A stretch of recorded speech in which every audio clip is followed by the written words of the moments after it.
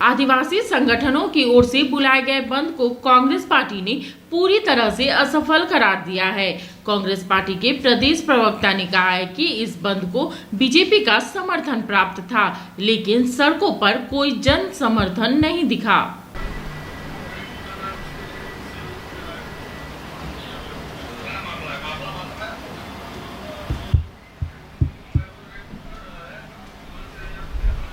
झारखंड में रांची भी नहीं हो सका बंद।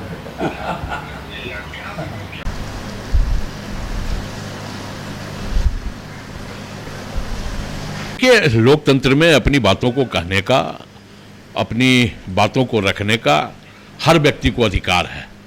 और हम कोई भारतीय जनता पार्टी के लोग तो हैं नहीं कि अगर हमारे खिलाफ लोग अगर सड़क पे उतर रहे हैं तो हम उनके दरवाजे पर ईडी और सीबीआई भेज दें। यह लोकतंत्र है, डेमोक्रेसी है। डेमोक्रेसी में हर लोग अपनी बातों को रखता है।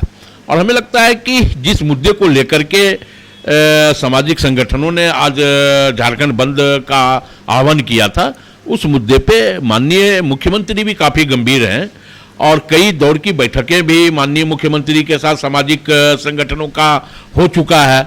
और अगर कहीं सामाजिक संगठनों को कोई परेशानी, दिक्कत तकनीकी रूप से सामने आ रही है तो हमें लगता है कि उसको मिल बैठ करके राज्य के हित में, राज्य के विकास के लिए सुलझाया जा सकता है। तो चूंकि इस राज्य का विपक्ष सिर्फ नकारात्मक ढंग से इस राज्य को चलाना चाहती है, विकास के नाम पर ये वो चाहती है कि सिर्फ बयानबाजी हो, जबकि हमारी प्रतिबद्धता विकास के प्रति है।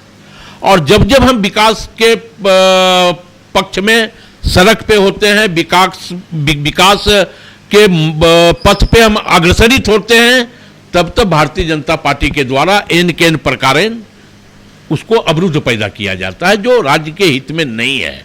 तो जनता भारतीय जनता पार्टी का हलचाल और चरित्र को समझ रही है। चुनाव में भारतीय जनता पार्टी को नकारने का काम किया, पूर्व में जितनी सीटें थी उतनी सीटें भी नहीं आई। तो अब हमें लगता है आने वाले चुनाव में भारतीय जनता पार्टी पूरी तरह इस राज्य में सिमट जाएगी। देखिए, पूरा झारखंड बंद जो बुलाया गया था वो भाजपा बाहर से सपोर्ट कर रही थी और सीरम टैली का एक मुद्दा बना करके, लेकिन जो बंदी हुई वो पूरा रांची में बंदी फ्लॉप है। पूरा झारखंड में तो बंदी है ही नहीं, पूरा रांची में भी फ्लॉप कर गया बंदी।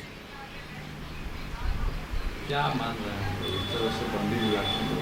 देखिए, बंदी बुलाने का मेन मकसद था और भाजपा सपोर्ट इसलिए कर रही थी कि पिछले चुनाव में उनका जो ज़मीन है, आदिवासियों के बीच में उनका ज़मीन खिसक चुका है और उस ज़मीन को पाने के लिए सीरम टोली को मुद्दा बना करके आदिवासियों को आगे करके कि आदिवासी के लिए मैं लड़ रहा हूँ, सीरम टोली के मुद्दा पर लड़ रहे हैं।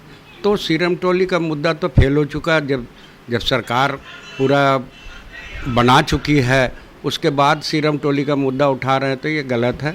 और लोगों में जो बंदी का जो माहौल बनाना चाह रहे थे वो बंदी का माहौल है नहीं। बंदी पूरी तरह से रांची में तो फ्लॉप किया ही, पूरा झारखंड में भी फ्लॉप है।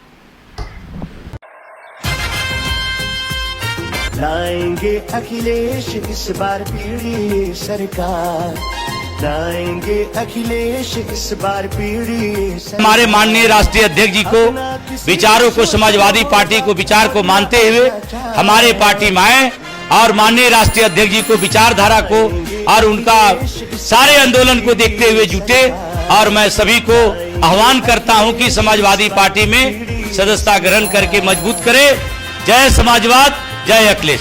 आइए समाजवाद से जुड़िए, समाजवादी बनिए।